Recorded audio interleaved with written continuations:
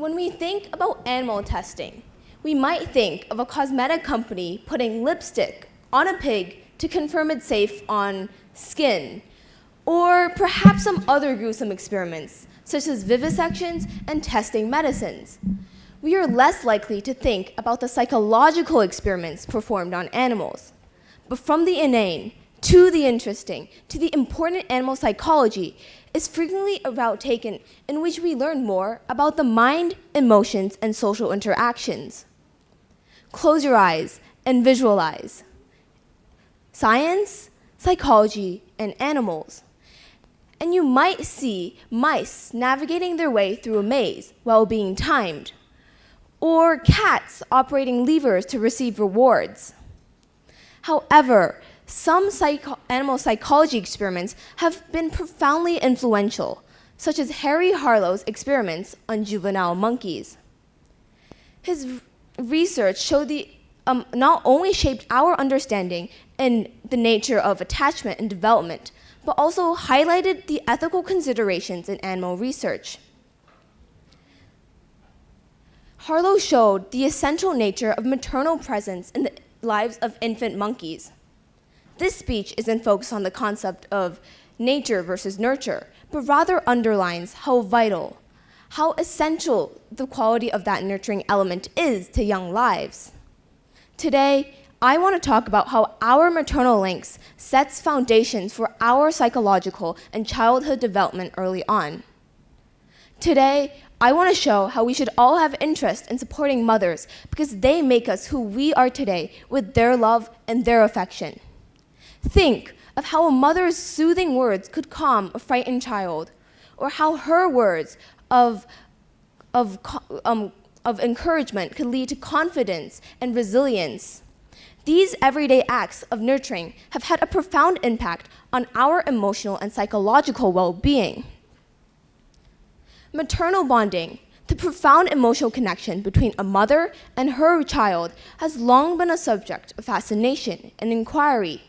For a long time, it was thought that this bond was primarily driven by the provision of milk, fulfilling a child's physical needs, rather than a display of affection and emotional nurturing, symbolizing love and care. It was believed that because a baby depended on the supply of milk and supply, meaning it could not live without it, that a baby's development was contingent to its mother's milk. This was what fueled physical health and growth, right? It was this nutritional connection that was supposed to generate the loving bond between a mother and her child. But what really secures a bond between a mother and her baby? Milk or love? In 1958, a psychologist and scientist named Harry Harlow wondered if feeding really was the primary drive to a mother-baby relationship.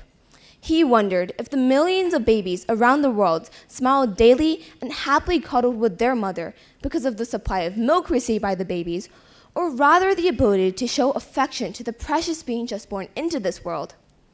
Harlow's experiment stands as one of the most influential studies in developmental psychology. Through a series of groundbreaking experiments, Harlow challenged prevailing theories and shed light to the importance of nurturing touch and emotional connection in early development. Today, we will dive deeper into the experiment itself, the results, and finally conclude the answer to the question, what really drives maternal bonding? The providence of milk or signs of affection? Harlow's experiment today seems unnecessarily cruel, as it consisted of taking innocent baby monkeys away from their own mothers and locking them up in cages. However, it provided us insights on the formation of the most fundamental of our relationships, the maternal one. Through this, our social interactions and relationships descend. As such, Harlow's breakthrough was key to our understanding of how to promote healthy social relationships and child development. And the experiment was simple. Infant monkeys were separated from their biological mothers shortly after birth and placed in an artificial nursery setting, with two surrogate mother figures, meaning two fake mother-like dummies. One had a wire frame with a milk bottle attached to it. The other was made out of a soft cloth designed to resemble a real monkey mother. It lacked any tactile milk machinery. However, it provided a soft, comfortable surface for which the monkeys could cling on comfortably. The monkeys were then given access to both surrogate mothers. Various tests were conducted to determine the preference of the infant monkeys. One test involved separating the surrogate mothers and placing them at opposite ends of the cage. They would then observe which mother the monkey would go to more frequently. Another test involved introducing a frightening stimulus, such as a loud noise, to scare the monkeys, and then observing which mother the monkey would go to and interfere.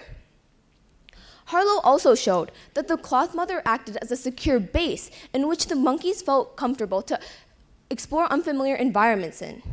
In these tests, the cloth mother, along with its infants, were placed in a new environment, such as a new cage. The infant monkeys would then explore the new environment and return to the cloth mother when startled.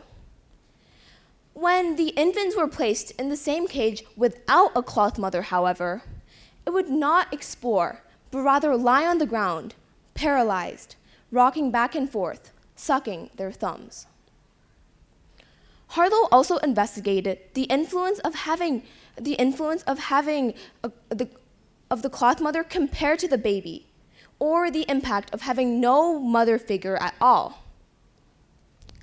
Those raised with a milk-supplying wire mother had softer feces or poo than those raised with a milk-supplying cloth mother.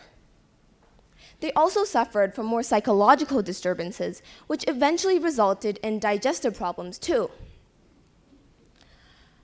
Monkeys who were initially raised without a mother figure showed far more fear in new environments. They also showed less exploratory behavior, as well as less curiosity than those monkeys raised with a surrogate mother from a younger age. When these motherless infants were finally introduced to a wire or a cloth surrogate, their reactions were initially highly disturbed. They would react fearfully and violently. They would rock continuously, scream, and attempt to escape their cages. Eventually, as the monkeys attached, interacted with, and clung to the surrogates. However, this was never to the same extent as those raised with a cloth mother at a younger age. The results of Harlow's experiments suggest that a primary caregiver's role is not limited in satisfying an infant's primary drives. Primary drives are one that ensure a creature's survival, such as the need for food and water. Harlow suggested that there was another drive, contact comfort, in which the cloth mother is satisfied. The contact comfort drive does more than just satisfy the need for love and affection. From Harlow's experiment, it seemed as if the cloth mother acted as a secure base in which the monkeys felt comfortable and confident in exploring new environments in. So,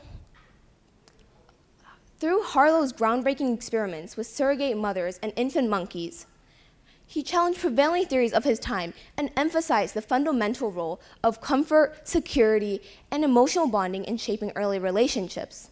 The distinction between the cloth mother and the wire mother revealed that nourishment alone was not sufficient enough to foster attachment. Rather, the provision of warmth, comfort, and tactile stimulation played a crucial role in forming early relationships and strong emotional bonds. So, going back to the question mentioned at the speech's beginning, what really drives the bond between a mother and its baby? The providence of milk or signs of affection?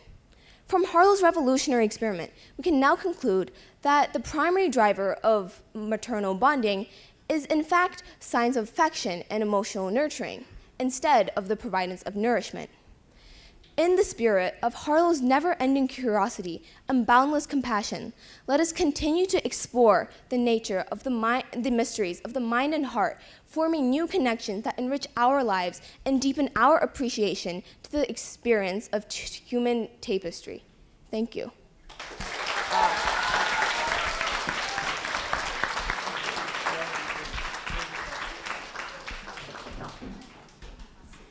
One more slide.